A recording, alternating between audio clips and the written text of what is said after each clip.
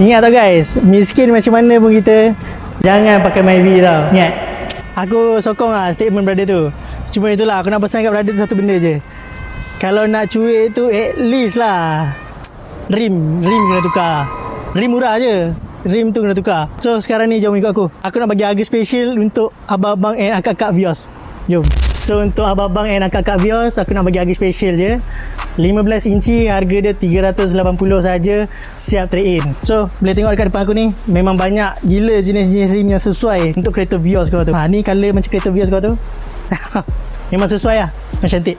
Okay, so untuk 15 inci pula, yang ni dia lagi rare sikit, ada lagi cantik. So yang ni kena tambah 100 saja. So siap pasang, siap setekul, low net, steve valve semua.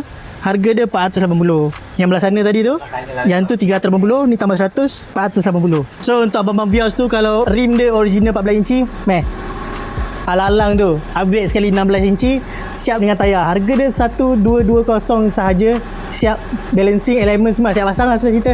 1220 je, murah je. Pakai Vios tu takkan tak mampu kan. Okay, so korang jangan ambil serius sangat guys, aku gurau-gurau je. So kalau nak tukar rim, boleh datang je dekat Tyre K Kelang ni. Kalau nak tukar rim, nak harga special, boleh DM aku ataupun DM je orang yang aku letak dekat bawah ni. Okay, tu je.